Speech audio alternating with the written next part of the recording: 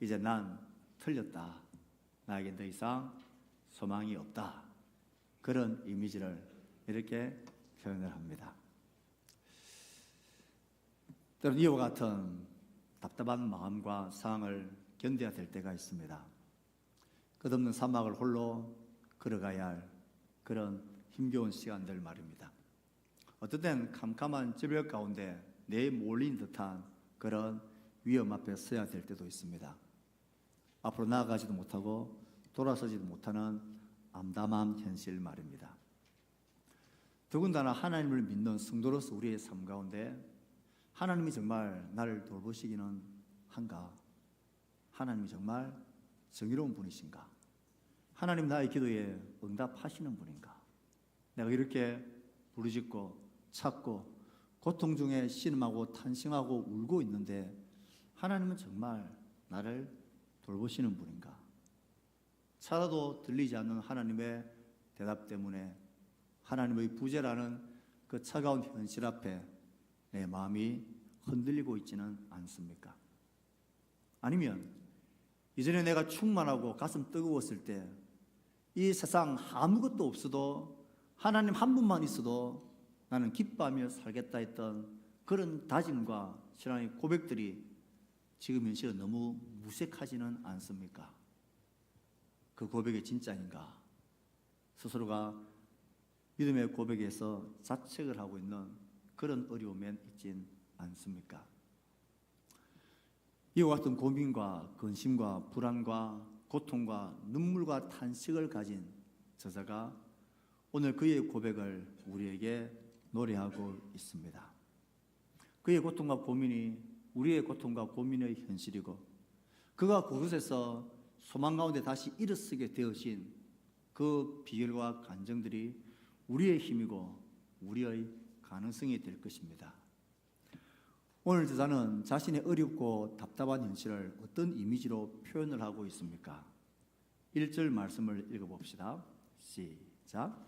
사슴이 시냇물을 찾기에 갈급함같이 내 영혼이 주를 찾기에 갈급하니이다. 자신의 암담한 현실을 이렇게 시적으로 표현을 하고 있습니다. 표현은 아름답지만 그 실상은 참으로 안타깝고 고통스럽습니다. 여기서 갈급한다라는 것은 단순히 목이 좀 마르네 물을 마셔야지 하면서 두런두런 물가로 가는 그런 가벼운 걸음이 아닙니다. 갈급하다는 이 단어의 본래의 뜻은 헐떡거린다라는 뜻입니다. 목이 너무 마르고 혀가 타들어가서 헐떡거리며 죽음의 경계에 서 있는 그 절박함으로 물을 찾고 있는 그런 절박한 상황을 이야기합니다. 마치 생존의 비명을 지르는 듯한 그런 모습이다 할 수 있습니다. 여기서 말하는 시냇물이라는 것은 그냥 집 가까이에 그냥 들판 가까이에 있는 그런 시냇물이 아닙니다. 이 물은 깊은 계곡에 흐르는 물입니다. 보통의 가뭄으로서는 결코 마르지 않는, 아니 다른 시내는 다 말라도 이 깊은 계곡에 있는 저 시냇물만큼은 결코 마르지 않는 최후의 보루가 될 수 있는 그런 시냇물입니다. 그러니 지금 저자의 현실이 얼마나 참담한지를 기억해야 합니다. 숨이 넘어가는 헐떡거림을 가지고 차도 없는 물을 찾아 시내 바닥에 머리를 쳐박고 물을 쫓아가고 있는데 그곳에는 저 깊은 계곡에 있는 저 시내만큼은 반드시 나에게 물을 줄 거라는 그 마지막 소망을 가지고 그곳에 갔는데 그곳에서도 물이 없는 이 절박한 심정으로 그래서 물을 찾기에 헐떡거리고 있는 그 모습이 오늘 저자의 모습입니다.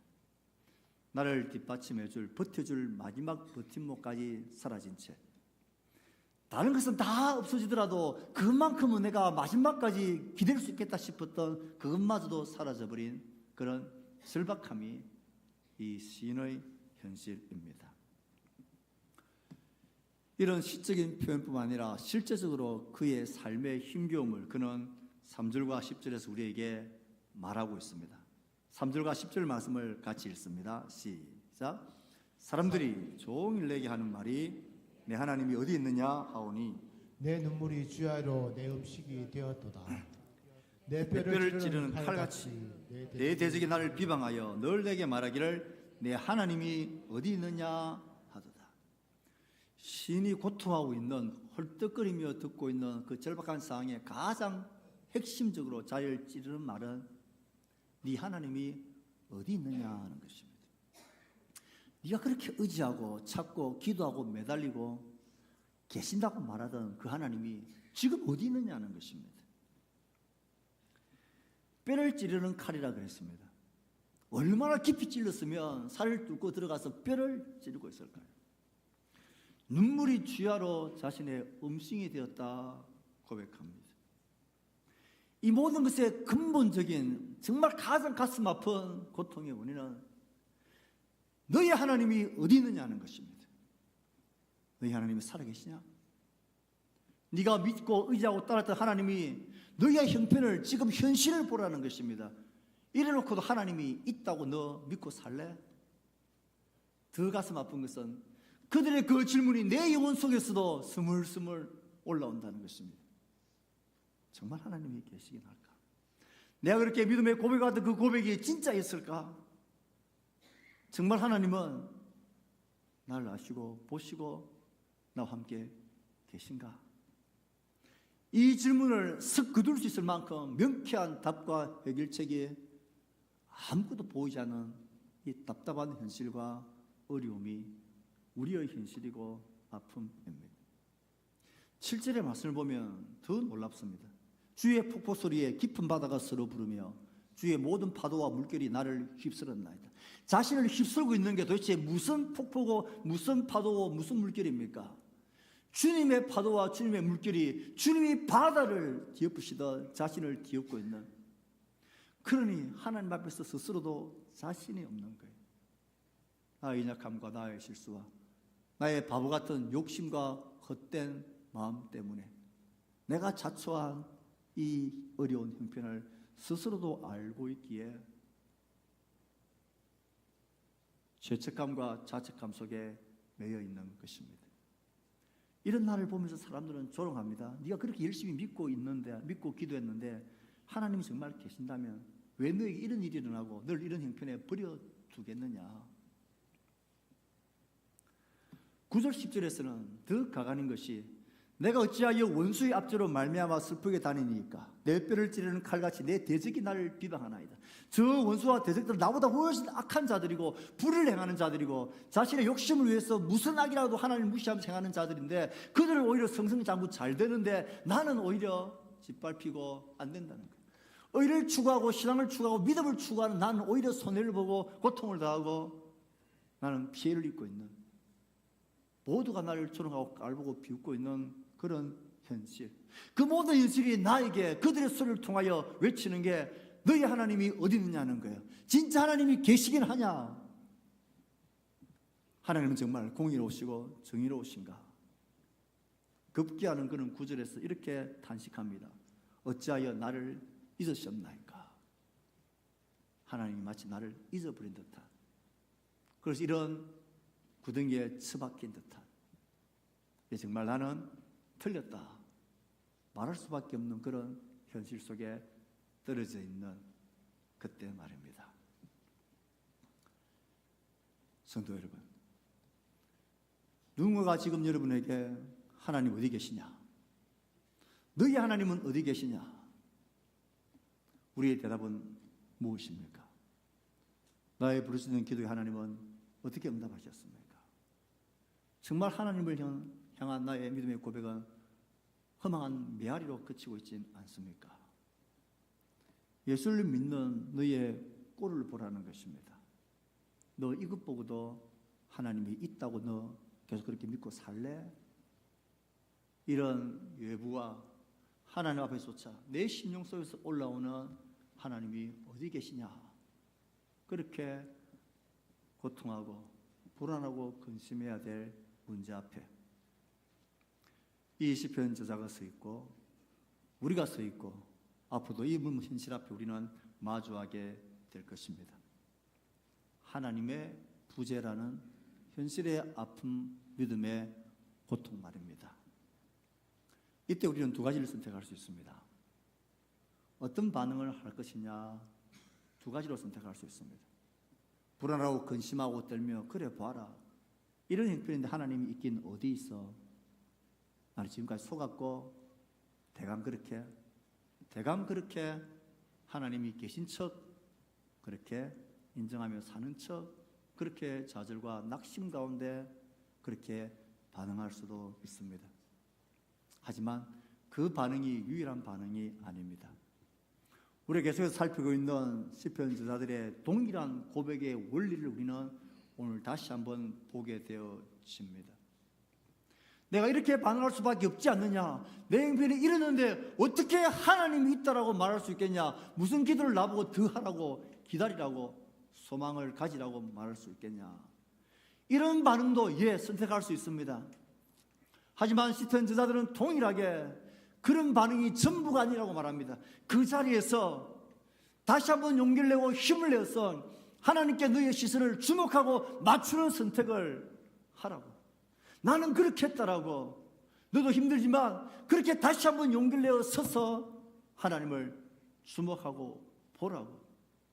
그런 고백을 시편 저자들은 우리에게 말합니다. 지금 시편 저자는 이런 상황 속에서 그가 갈망하고 구하고 간절히 찾고 있는 게 무엇입니까? 이 문제가 해결되어지는 것입니까? 나의 대적이 넘어지고 멸망당하는 것입니까? 나의 모든 아픔들이 순식간에 사라지는 것입니까? 나의 조건과 환경과 문제들이 변화되어지는 것입니까? 아닙니다. 그가 갈망하는 것은 너무나 분명합니다. 우리 5절 말씀을 읽어봅시다. 시작.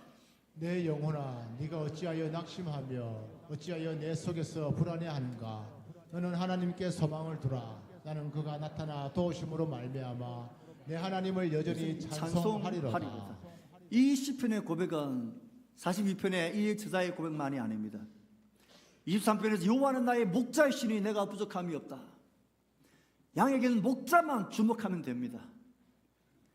하나님은 나의 빛이고 구원이고 생명의 능력이다. 빛이고 구원이고 생명이신 하나님에게 주목하면 내 삶의 곤고한 일에도 빛이 비친다는 것을 알았습니다. 똑같은 고백을 합니다. 내 영혼아, 왜 낙심하고 불안해하느냐? 하나님께 소망을 두라. 하나님을 다시 기다리라. 하나님을 다시 주목하라. 이 선택을, 이 원리를 저자는 우리에게 동일하게 계속해서 이야기를 해주고 있습니다. 너는 하나님께 소망을 두다 할 때에 이 소망을 둔다라는 이 단어의 이미지는, 어원은 끈을 팽팽하게 당기는 것입니다. 소망의 줄을 다시 꽉 붙들고 하나님의 연결된 소망의 줄을 다시 강하게 당기라는 것입니다.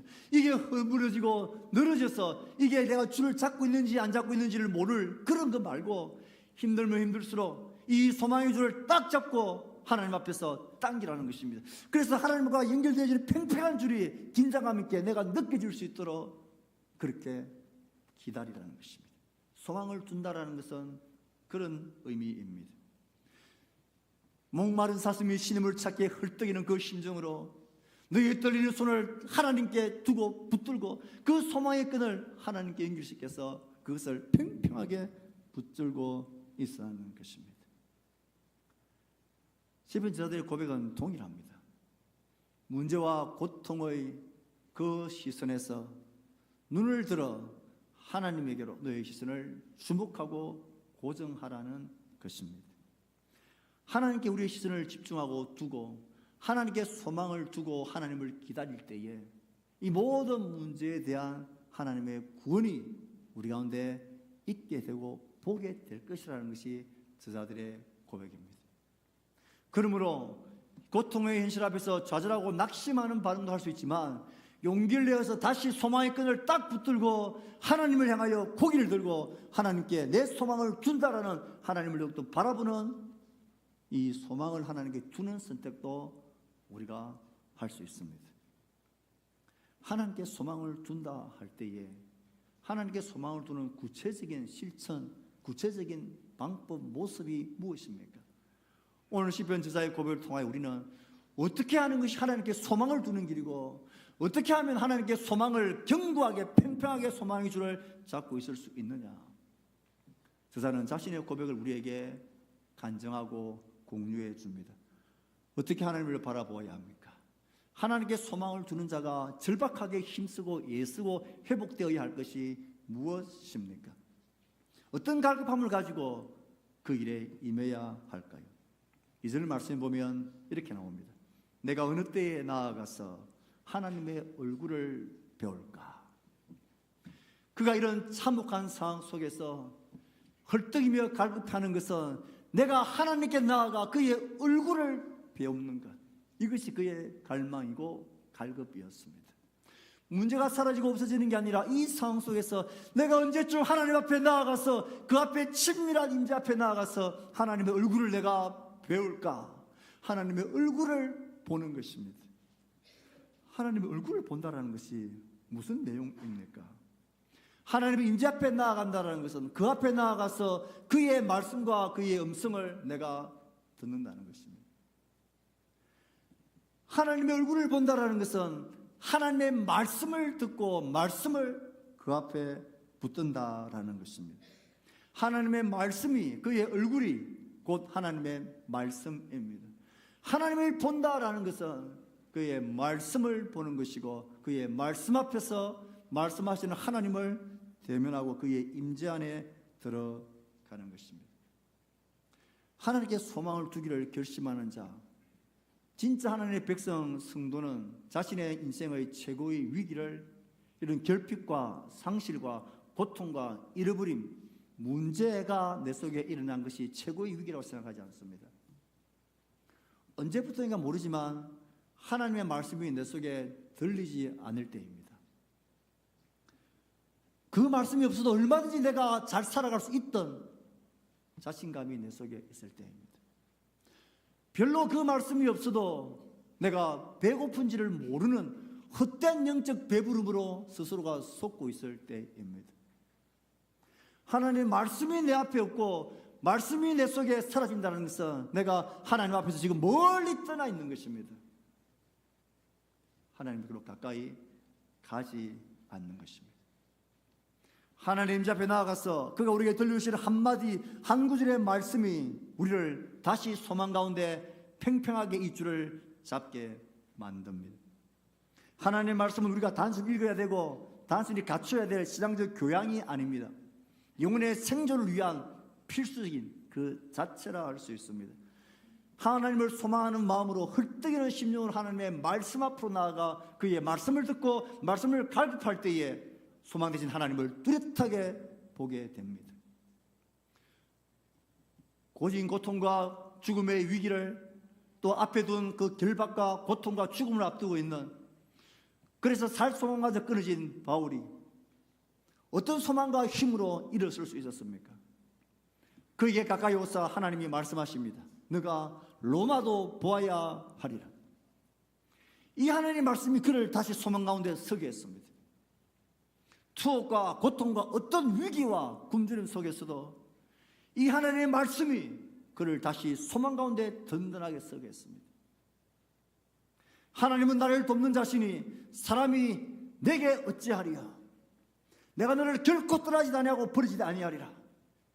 우리의 경제적 위기와 죽음과 고통과 질병의 위기와 새로운 삶의 험난한 상황 속에서도 이 하나님의 말씀 한 구절을 붙들면 그 말씀이 나를 다시 소망 있게 힘 있게 우리를 굳건하게 해줍니다. 하나님이 어디 있느냐고 묻는 세상과 하나님이 어디 있느냐라고 조롱하는 세상 앞에 우리의 대답이 무엇이어야 합니까? 하나님은 여기에 계시지, 하나님은 그의 말씀 안에 계시지, 나에게 말씀하시는 하나님이 여기에 말씀 안에 계시지. 이게 우리의 대답이어야 합니다. 하나님이 정말 계시냐 살아계시냐 고민하며 갈등하는 신앙의 갈등이 있습니까? 하나님은 말씀 안에 계십니다. 그의 말씀을 갈급해 보십시오. 그냥 대충대충 있는 것 말고 사슴이 시냇물을 갈급하며 헐떡임같이 그의 말씀 한 구절을 붙들고 그의 말씀 안에서 살아계신 하나님을 만나기 위한 그 진실한 마음으로 하나님의 말씀 앞에 갈급함으로 나가보십시오. 거기에 하나님이 계신 것을 우리는 보게 될 것입니다. 8절 말씀에 보면 하나님께 소망을 두는 또 다른 중요한 길이 나옵니다.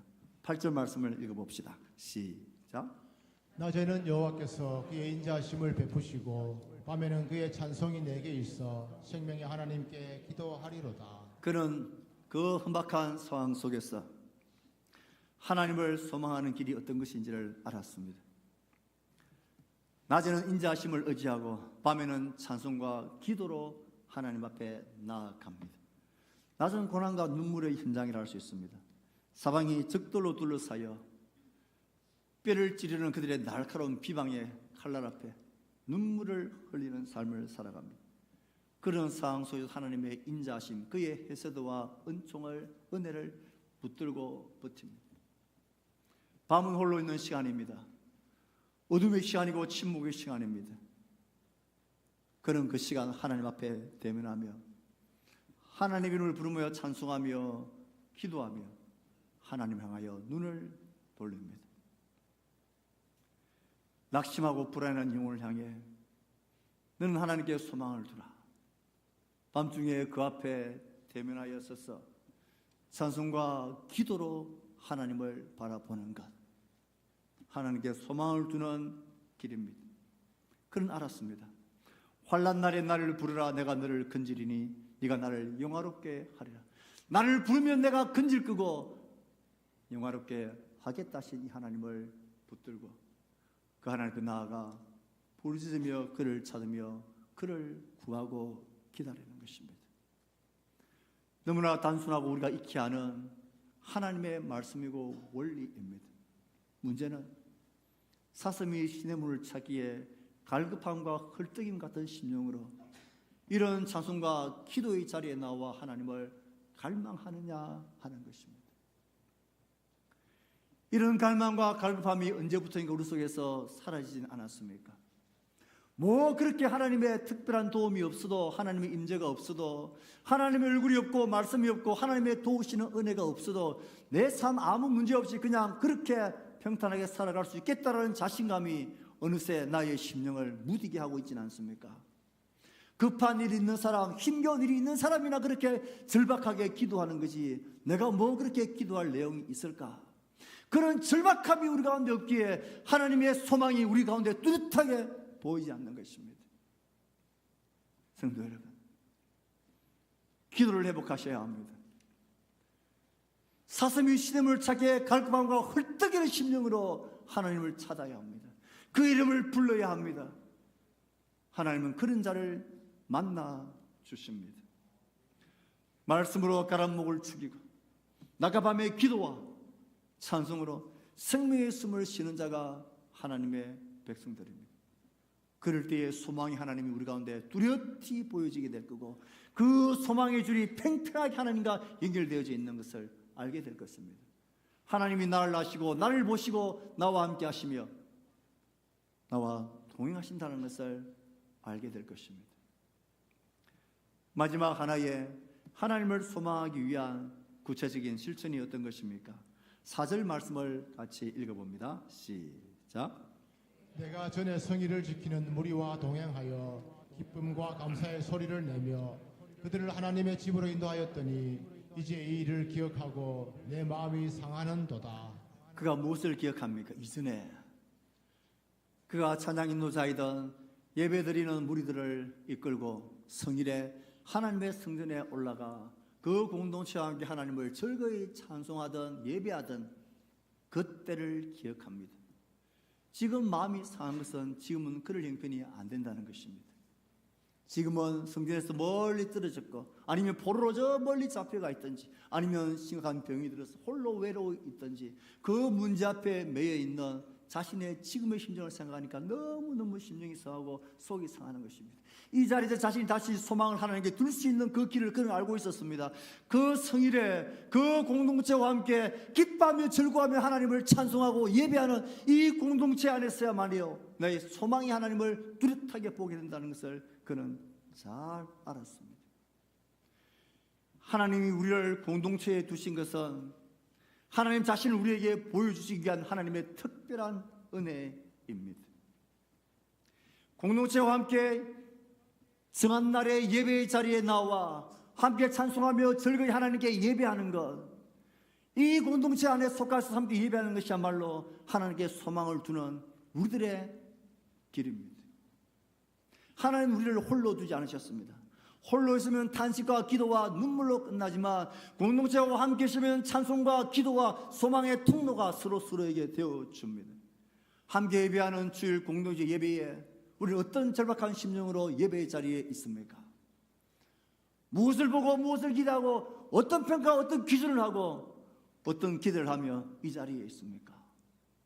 우리가 정말 사슴이 신음을 찾기에 헐떡이는 심령으로 영적인 생존의 헐떡임을 가지고 공동체에 함께 모여 서로를 예배하고 함께 하나님을 찬송하고 예배한 이 자리, 그런 심령으로 하나님 앞에 나오고 공동체를 소중히 여기고 예배하면 하나님이 여기에 있다는 것을 알게 되어집니다. 상방으로 서로를 모여 서로 기도하고 서로의 기sem을 나누고 서로를 위로하고 서로를 격려하며 서로의 삶을 돌보는 그 공동체에만, 그 공동체를 통하여 하나님은 우리를 다시 새롭게 합니다.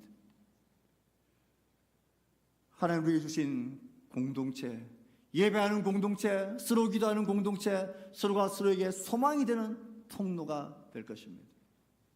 우리의 주일 예배에 좀 더 절박함과 겸비함으로 섭시다.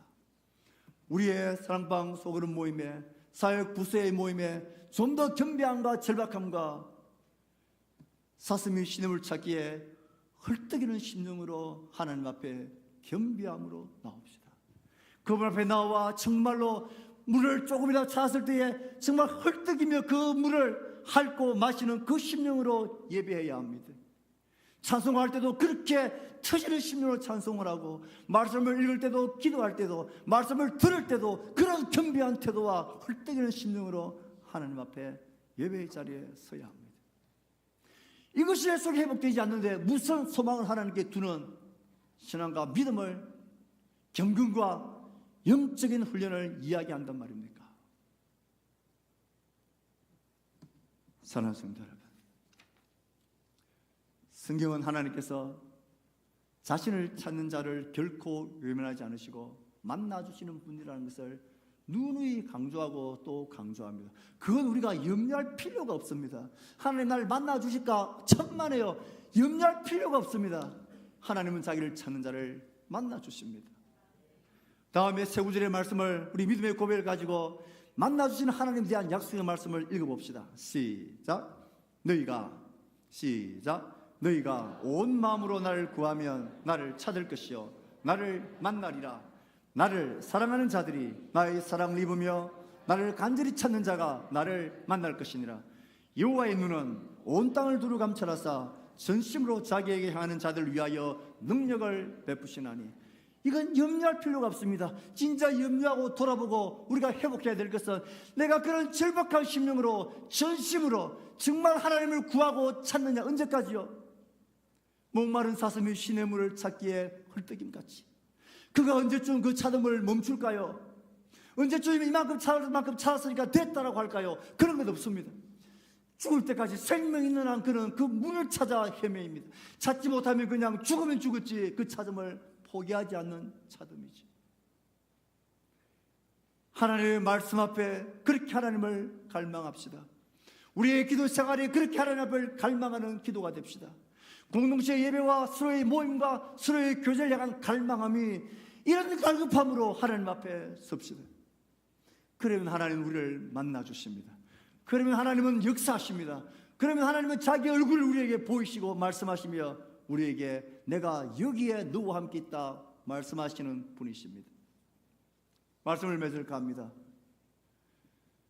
세상의 사람들과 하나님을 비난하고 조롱하는 자들, 일어나는 일과 일어나지 않는 많은 사건과 사고와 고통의 문제들, 심지어 하나님 앞에서 뜻하지 않은 나 자신의 인약함과 실수와 부족함마저도 공통적으로 하나님이 어디에 있느냐고, 너희 하나님이 어디에 있느냐고 우리에게 조롱하며 비웃으며 묻습니다.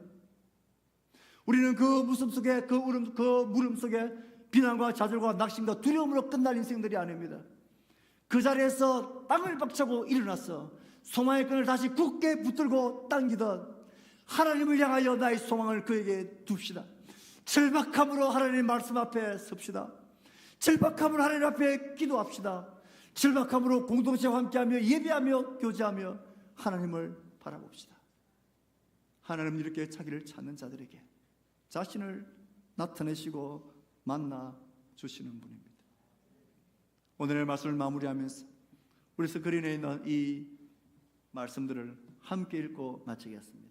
우리 큰 소리로 고백하며 내 영혼에게 외치던 이 말씀을, 이 소리를 외칩시다. 내 영혼아, 시작. 내 영혼아, 불안해하는가?